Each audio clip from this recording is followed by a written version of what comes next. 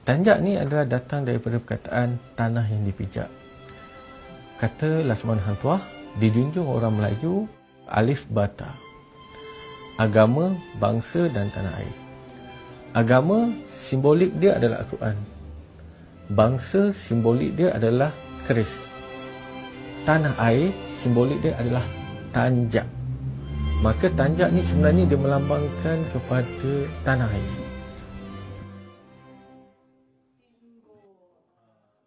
Assalamualaikum. Saya Fazil Azwan bin Muhammad Nan, seorang pengarang tanjak warisan alam Melayu. Apa perbezaan antara tanjak, desta dan tengkolok? Desta ni adalah satu nama khusus untuk hiasan kepala. Maka tanjak pun orang boleh panggil desta, tengkolok pun orang panggil desta, semuta pun orang boleh panggil desta.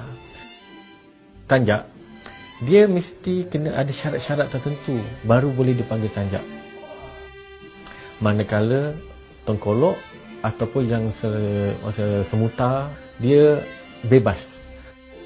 Kalau orang panggil tanjak itu tengkolok, betul. Tapi kalau tengkolok orang panggil tanjak, salah. Sebab tengkolok ada tengkolok perempuan dengan tengkolok lelaki. Tapi tanjak ni hanya untuk orang lelaki sahaja. Tanjak, dia mesti ada memberi 3 syarat, iaitu dia mesti ada tapak dengan bengkung, dia mesti ada simpul dan dia ada karangan ataupun nama solek. Tanjak ni dia dah ada nama. Daripada nama tu baru kita mengarang, maksudnya kita memasukkan falsafah-falsafah tentang apa yang nak dimasukkan dengan nama tanjak tu. Sebenarnya ada beratus tanjak yang ada. Antaranya ialah Balung Raja, Dendam Tak Sudah. Dia ada tanjak Pahang, iaitu menyusur angin. Ada tanjak Ajutan Bingas, Anderi Guru Selebu. Ada tanjak Mahkota Alam dan sebagainya. Di negeri-negeri, dia ada tanjak-tanjak dia yang tersendiri. Jadi dekat situ, contoh macam di Perak, almarhum Sultan Azlan Shah, dia memakai ayam patah kepak. Di Negeri Sembilan, dia memakai Dendam Tak Sudah. Di Terengganu, dia memakai tanjak Belalai Gajah. Di Kelantan, dia memakai Getam Budu. Tanjak yang saya pakai ini adalah tanjak Anak Helang Kembang Sayap, yang tanjak daripada negeri Selangor. Tanjak yang kita tahu dekat negeri Selangor ni tanjak Balung Raja je. Tapi sebenarnya ada banyak lagi tanjak negeri Selangor yang orang kata dah pupus. Sebab tak ramai yang boleh mengikat tanjak negeri Selangor ni. Yang ni salah satu daripada tanjak negeri Selangor. Dekat situ sebenarnya dia ada lagi pangkat-pangkat dia. Maksudnya Sultan pakai tanjak ni, Laksamana, so pembesar-pembesar 4. So dia ada dia punya pemakan sampailah ke orang kebanyakan. Pahlawan dia ada tanjak dia sendiri. Contoh macam tanjak Bulan Bidang, tanjak untuk dia ada jenis-jenis panglima, dia ada pangkat-pangkat dia. Maka dia memang ada satu pakaian khusus untuk dia, dan itu pakaian anugerah. Anugerah yang saya katakan daripada ada istiadat. Ada istiadat yang Sultan dah tetapkan. Laksamana Hang Tuah, tanjak dia Gajah Wulung. So orang besar 4, tanjak dia sekian. Tanjak-tanjak yang untuk panglima ataupun yang hulu balang, dia dah ada dia punya pakaian. Itu pakaian yang telah ditetapkan oleh, kalau dalam kita kata protokol lah. Kalau dulu dia panggil ada istiadat, maksudnya dah ada dia ditetapkan dah siapa pemakai dia. Ini tanjak dia, tanjak Pancung Tak Bertanya. Ini tanjak daripada negeri Perak. Ini tanjak lama, yang dulu ni dipakai oleh Temenggung. Okey. Pada dulu, Sultan dia tak boleh menumpahkan darah rakyat. Maka Laksamana turunkan satu kuasa kepada Temenggung yang dia boleh menjalankan tugas, iaitu menghukum tanpa merujuk pada Sultan. Maka tanjak Pancung Tak Bertanya ni maksudnya dia boleh menjatuhkan hukuman tanpa merujuk pada Sultan.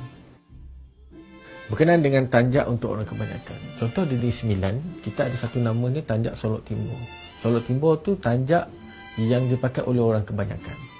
Maksudnya kita boleh menepis ni yang kata tanjak ni untuk orang-orang kerabat, untuk orang-orang yang berpangkat. Sebab ada negeri yang ada tanjak untuk orang kebanyakan. Untuk warna-warna tanjak ni, sebenarnya dia memang asalnya memang ada tanjak, warna-warna khas untuk tanjak-tanjak ni. Contoh macam tanjak Semangit Ugi, Tok Berwas, tanjak dia mesti merah darah. Tapi kalau macam ada istiadat, contoh macam di negeri Perak, kita dah tetapkan tanjak untuk Sultan dia mesti kena putih gading. Tanjak untuk Raja Muda warna kuning. So dia dah ada dia ditetapkan dah warna tu. Tapi kalau yang sekarang ni dia bebas sebab dia tidak terikat langsung dengan adat istiadat. Maksudnya kalau betul dia masuk dalam adat istiadat, maka dia kena penuhi protokol yang telah ditetapkan oleh siapa pemakai itu. Tanjak ni dia ada karakter-karakter dia.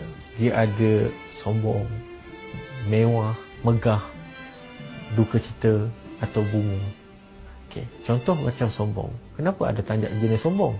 Tapi yang ini sesuai untuk ketua tentera. Sombong ni bukan sombong yang jenis negatif. Maksudnya, kalau kita panglima perang, kita perlu ada satu orang nampak sebagai sombong, sebagai seorang ketua. Kalau tak nampak benda tu, macam mana orang nak gerun dengan dia? Okey, untuk megah dan mewah, untuk sultan, kita perlu buat satu tanjak yang untuk dia nampak dia punya orang kata karisma dia sebagai seorang sultan. Jadi memang itu tanjak untuk mewah.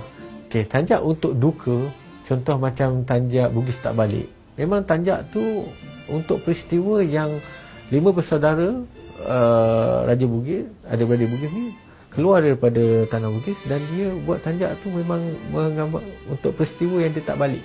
Jadi memang peristiwa sedih. Dan bunga-bunga, tanjak yang jenis bunga lah, macam getam budu, tanjak-tanjak yang lebih kepada memang untuk cantik. Okey, contoh macam kita pakai tanjak kepada satu majlis kematian. Kita tak boleh nak pakai tanjak yang jenis megah atau sombong.